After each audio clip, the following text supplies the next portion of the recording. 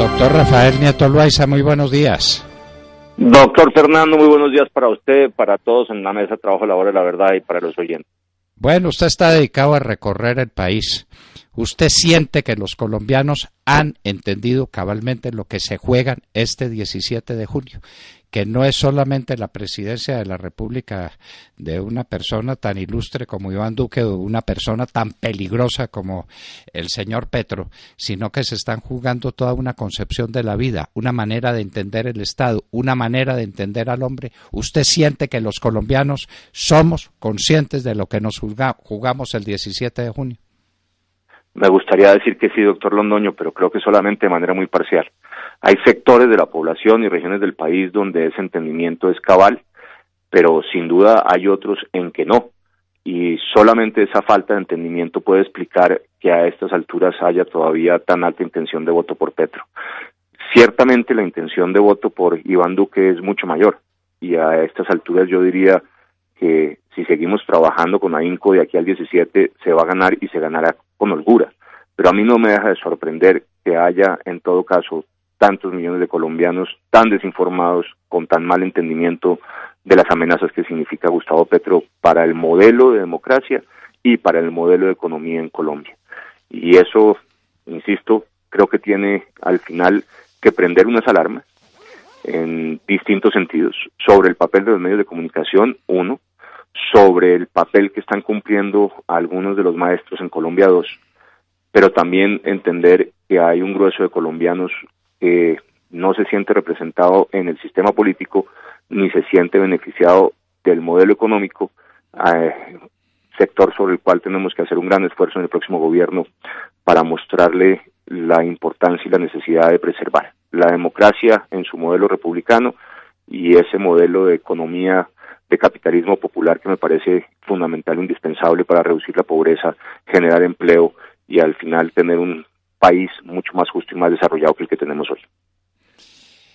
Me parece que Petro está entendiendo que al país definitivamente el socialismo no le guste. Entonces ahora se declaró liberal y centrista, heredero de Murillo Toro. En esto aparece heredero también de Florentino González, ¿no?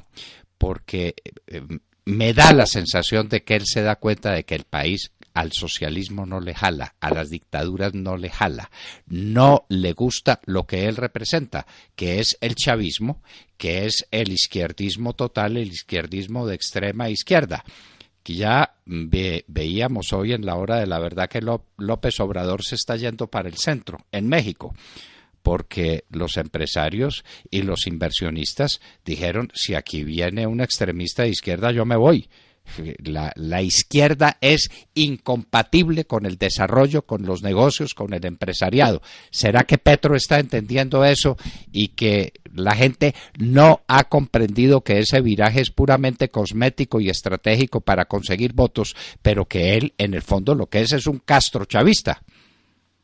En eso estoy totalmente de acuerdo. Yo creo que lo que entendió Petro es que con ese discurso no era elegido, pero no creo que haya entendido de ninguna manera el impacto que sus propuestas tendrían para un país como Colombia. Me parece que él sigue teniendo la misma lectura autoritaria de la democracia, aunque suene eso un contrasentido, y el mismo modelo socialista en materia de economía.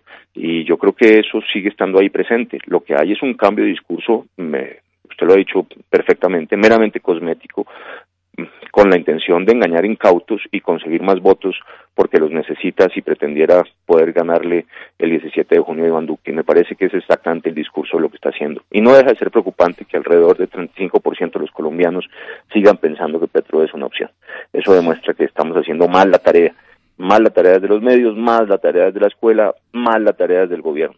Y creo que tenemos que hacer un esfuerzo muy grande a partir del próximo 7 de agosto para desde el gobierno empezar a encaminar la economía y las respuestas políticas y económicas del Estado en un sentido distinto, que le resten base a esas propuestas socialistas hoy hábilmente disfrazadas por Petro, que ciertamente nos llevarían al colapso, como ha ocurrido en otros países en América Latina.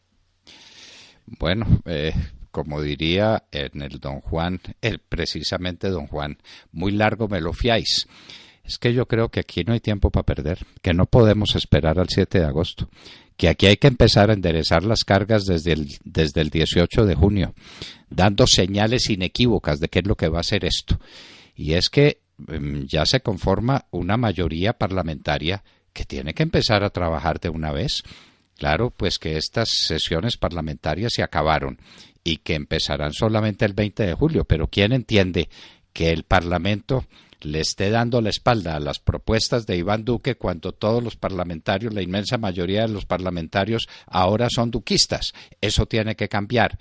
Y el asunto con los jóvenes es que los jóvenes de Colombia no saben quién es Gustavo Petro, no lo vivieron, no lo recuerdan como uno de los asaltantes que físicamente no estuvieron, pero de los asaltantes del Palacio de Justicia, de los asaltantes de la República Dominicana, un heredero de las FARC, porque Petro corresponde a lo que organizó Jaime Bateman, que era una guerrilla urbana para reemplazar a las FARC, que no había tenido posibilidad de infiltrarse en las áreas urbanas. Ese fue el M-19 y los jóvenes no lo saben. Esa es una historia que no les cuentan.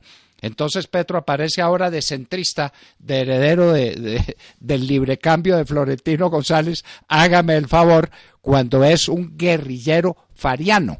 Pero por Dios, ¿cuándo seremos capaces de transmitir esas noticias sobre el personaje que pretende gobernar a Colombia? Con un elemento adicional, doctor Londoño, se ha tomado el atrevimiento de usar una expresión de Álvaro Gómez Hurtado, el del acuerdo sobre lo fundamental, tergiversarlo y apropiárselo, sabiendo, como sabemos, que el M-19 fue responsable del secuestro de Álvaro Gómez. Eso demuestra el atrevimiento de Petro. Pero ciertamente el esfuerzo hay que hacerlo desde ya, en eso usted tiene razón. Digamos, el próximo Congreso debería empezar a trabajar en la línea de lo que deben ser las iniciativas legislativas de Iván Duque a partir del 7 de agosto. Lo que yo me temo en todo caso es que este gobierno de Santos hará hasta lo imposible para que eso no ocurra y seguirá metiendo la patota, como viene haciéndolo de manera sistemática, hasta la entrega del poder. Así que sí, creo que tenemos que hacer un enorme esfuerzo, y déjenme hacer una reflexión muy rápida. Cuando usted le pregunta a los jóvenes que cuándo se desmovilizó el M-19, no le saben responder. No tienen ni idea.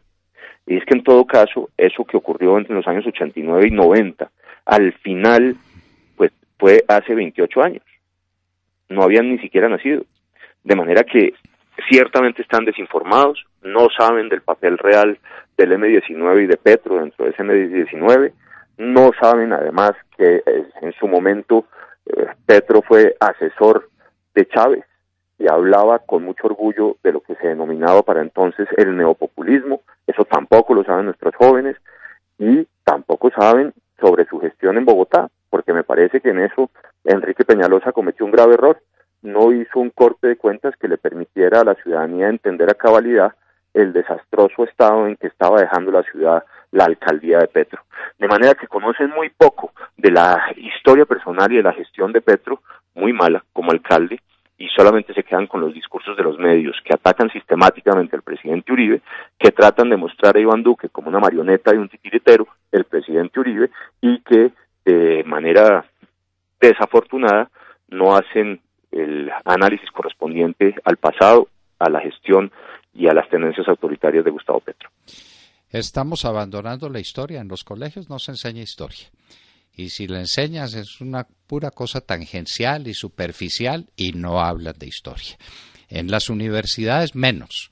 La historia, pues usted recuerda que yo tenía que hacer un curso rápido de historia moderna, de historia del siglo XX para poder enseñar derecho constitucional colombiano, porque pues ¿qué hago con unas personas que no supieron nada de las guerras, de las entreguerras, de la Gran Depresión, de lo que siguió después de la caída de la posguerra, de la Guerra Fría? No tenían la menor idea. Los comunistas sí lo saben. Y por eso la famosa comisión esta que preside el padre de Roux, para contarnos la historia que les dé la gana contarnos, y para acomodar la historia de Colombia a las intenciones de las FARC, a las intenciones de la extrema izquierda. Ahí hay una tarea enorme que cumplir, doctor Nieto. Sin duda, aquí hay que rescatar la cátedra de historia y además hay que rescatar otra cátedra en la que también ha insistido Iván Duque, que es la de civismo o cívica, como llamábamos nosotros en su momento a esa clase.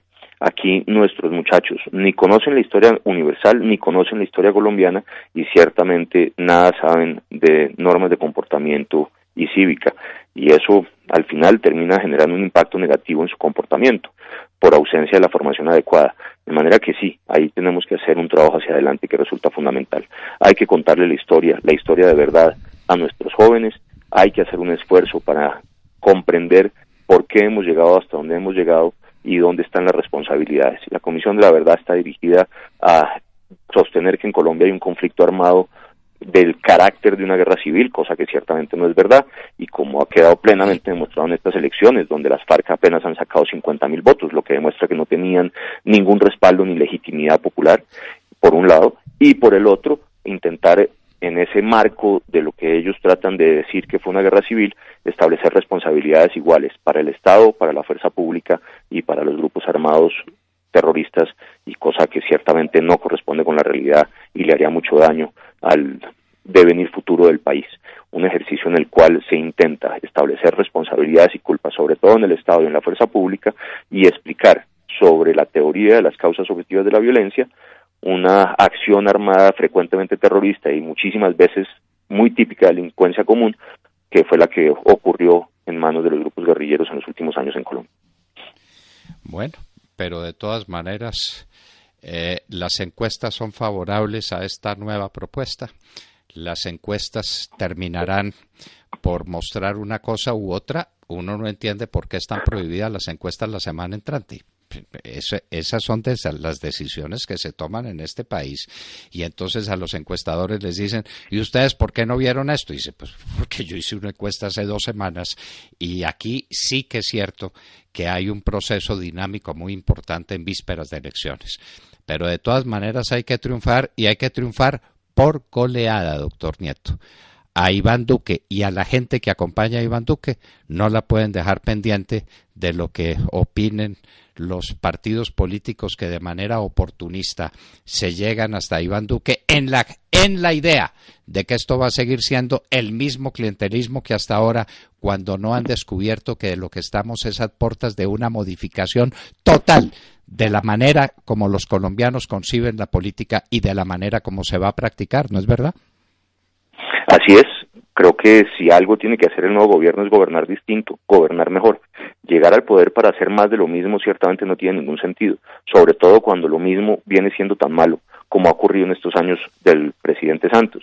Aquí hay que llegar al poder, pero para hacer las cosas de una manera distinta y de una manera mejor, y una en la cual sin duda tenemos que trabajar a fondo es en la modificación de las costumbres políticas, hacer un ejercicio de transparencia en el relacionamiento entre el Ejecutivo y el Congreso Nacional, eliminar esta figura de los cupos indicativos que termina siendo, al menos en la forma en que está siendo hoy manejada, tan dañina y tan abierta a las formas distintas de corrupción que han diseñado con mucha inteligencia en este gobierno y muchos de los parlamentarios, y empezar a hacer un ejercicio de transparencia en la cual la negociación sobre las necesidades y las expectativas de las regiones se hacen de cara al país y de frente, con mecanismos de control, de manera que los ciudadanos sepan cuáles son las gestiones que hacen y los intereses que mueven los congresistas, y sobre un ejercicio de transparencia se puedan definir las obras que se requieren en cada una de las regiones.